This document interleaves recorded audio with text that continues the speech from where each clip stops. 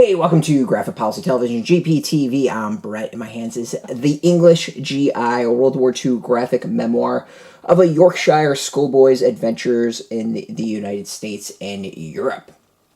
So this is a really interesting graphic novel. I mean, it really is a graphic memoir, and I'm kind of kicking myself that I've never really thought about doing this, with family. So this is a story about a person named Bernard Sandler, who is 17 years old, takes a school trip from Yorkshire to the United States, and then he winds up basically being stuck in the United States during World War II. He's not able to head home because of the fear of ships being sunk, and so he's separated from his family in Britain. He's also Jewish. He winds up staying with some family. I think they were friends or family. Actually, family. I think it's family friends. In New York and forging his life, and he eventually winds up getting dual citizenship, really first joining the American Army, is drafted, and eventually gets dual citizenship and lives his life. So this is his story about being stuck in the United States and how he became the English GI. And it's really, really interesting because it reads like a memoir. I don't know about you all, but my family, we do have a lot of, written memoirs from other family members who've sat down and did memory dumps and stuff like that. And this graphic memoir, reads a lot like that, but with pictures. And it's part of me sitting there kicking myself. I was like, oh, it'd be such a great way to honor family, to write down their stories, to remember their stories. And it's an interesting story. Not only does he talk about, finding the love of his life, but his experience actually in the Army. And it goes into some kind of interesting details of what it was like to train and to go into battle, and his thoughts. And while it's not, I'll say, a story that, there's grand events, he's not parachuting behind enemy's lines and winding up in prison or part of D-Day or something like that. Like there's no real moments like that I'll call cinematic. You do really get the sense of his experiences in the Army. He talks about the truth of being pinned down and in battle, and seeing friends die, and what it was like. And it's interesting is that the scenes are kind of broken up by actual letters written or memoir written, and it really does feel like a journal that's illustrated, which is, I think, really, really cool. And to me, this is an awesome read in that it is a piece of history. It's a solid piece of history that really gives kind of the average person's view on this kind of extraordinary journey. This is a person who was accidentally stuck in a country he didn't know, with people he didn't know, and had to find his way, cut off from his family.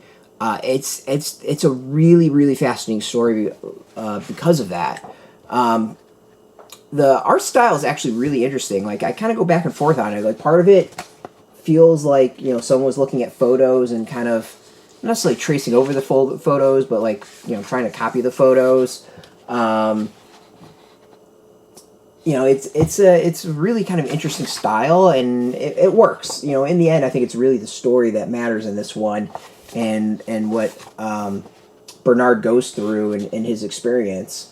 I think the other thing that's really cool is the graphic novel aspect of it, the illustrated aspect of it, is probably 3/4 of the book or so, and then it really goes into the history of Bernard. It goes into the history of Jews in Latvia, and then some other of the history involving this story.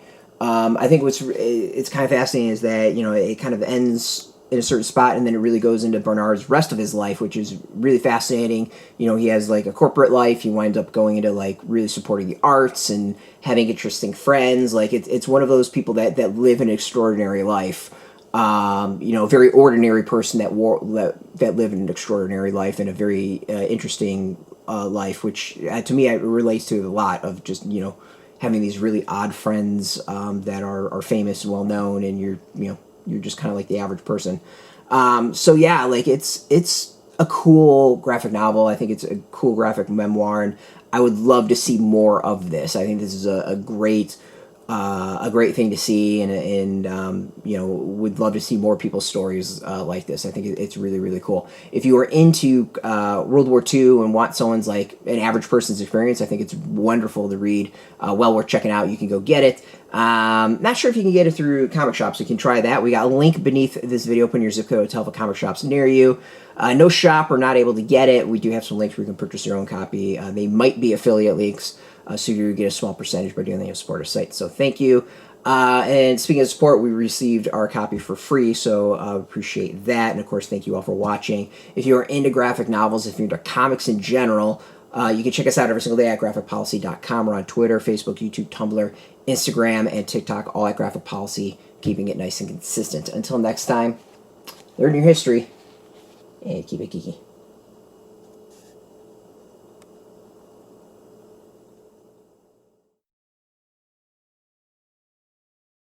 Hey, thanks for watching the previous video from Graphic Policy Television. Just by watching, you help support our site. Thank you so much. Now, if you're watching these videos, you probably care about geeky things like movies, television, comic books, toys, games, video games, you name it. You can go and subscribe right now to our YouTube channel to stay in touch and catch all the new videos, or check out our website at graphicpolicy.com. There's a nice link on this end of the video. But as always, thank you for watching. Keep on rocking and keep it geeky.